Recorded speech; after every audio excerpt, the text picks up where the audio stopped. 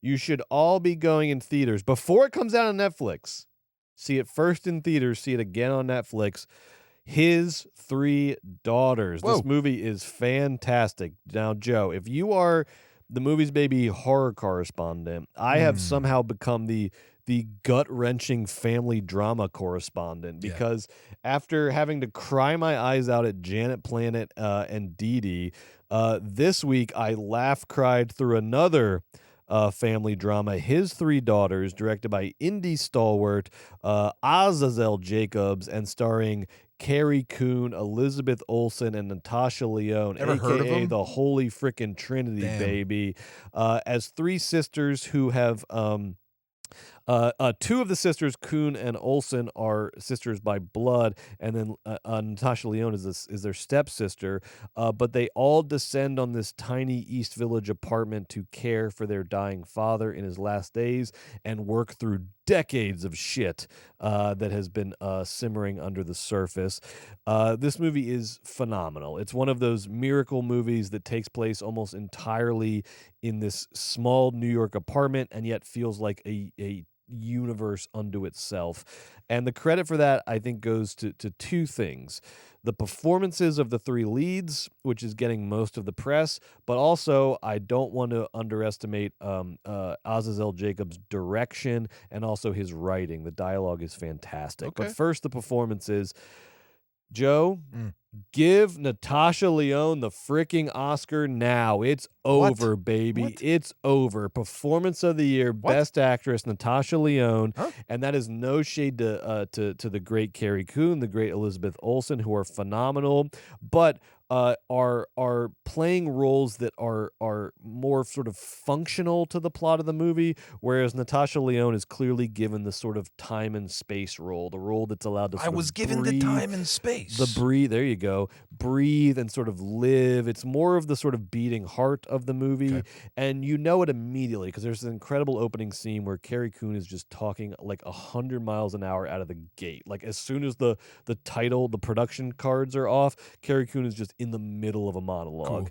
And then in the middle of this monologue, they just cut to Natasha Lyonne listening, and just watching Natasha Lyonne listen to the monologue, you realize like, God bless Carrie Coon. She is like doing her thing and doing her role, but the movie is telling you this is Natasha Lyonne's movie. And again, that is like if anything, that is a testament to how sort of unselfish and human and that Carrie Coon and Elizabeth Olsen's performances are, that they perfectly complement what Natasha Lyonne is doing. Essentially, like Carrie Coon is like the oldest of the group and kind of the meanest, and sort of picks on the other two in different ways, but also has a lot going on, and you feel for all three leads, but everybody gets their moment. Everybody gets the human element. There is no bad, there's no villain in the movie. But Carrie Coon starts off as sort of the mean older sister. Elizabeth Olsen is the younger sister, and she is one of the funniest like plot reveals ever. She starts off as like, she's like the perfect one. She's like the pretty one. She has the most money. She's got like her kids are the nicest. That like Carrie Coon's daughter's like a maniac. All of this is happening off camera. But then you find out that Elizabeth Olsen is like a major deadhead, that she's like super into the Grateful Dead and like followed them around during like a really vulnerable part in her life, and it like saved her life, which is one of the most amazing plot points to like find out about a character. And so Elizabeth Olsen's like the peacemaker, but is also very vulnerable and has her own wounds. And then Natasha Lyonne is like the stepsister, who they both sort of see as like the bastard child, but she's the one that's been around the father the most. She's lived with the father and has been caring for him. She's also like a major like pothead. She smokes pot constantly, which is like a big plot point, and they have a lot of fun with that. And she's also like into like sports betting. All she does is like bet on all these games. So she's like she bets on sports and smokes pot and like cares for her dying father. That sounds good. And that pisses off her two like high functioning sisters. It's great. Okay, fine. The dynamic is so fucking good.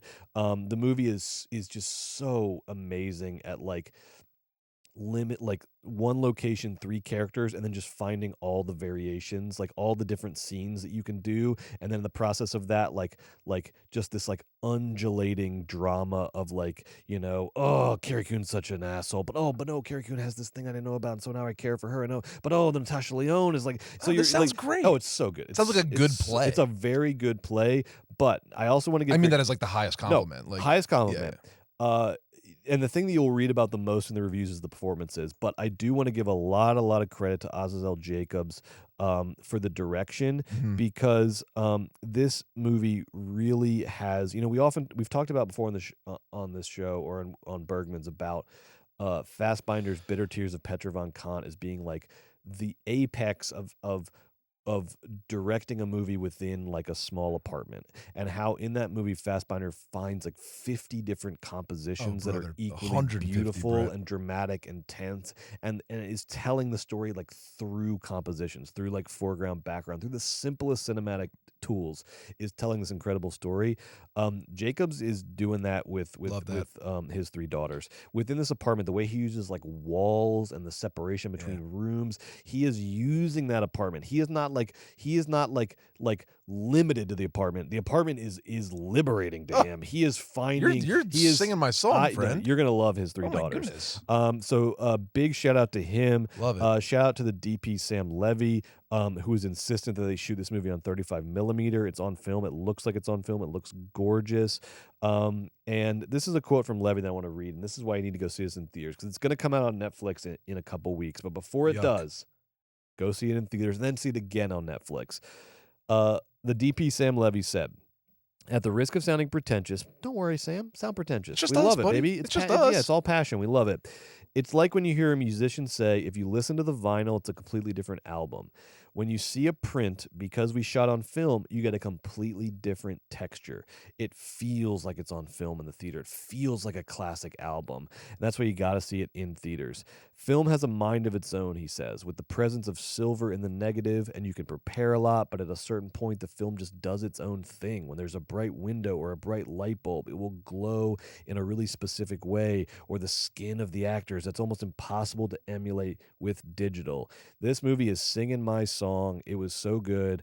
It was me, and speaking of his 3 daughters, I saw it with 2 other guys, each of us by our lonesome, and we all fucking loved it. And then as I left the theater, I held the door for these 2 men, and they looked at me, and we all nodded, and we had a moment, because the 3 of us saw his 3 daughters, and we all fucking loved it. That's beautiful. So it comes out on Netflix September 20th, but before then, go see it in theaters if it's playing near you. It's worth it.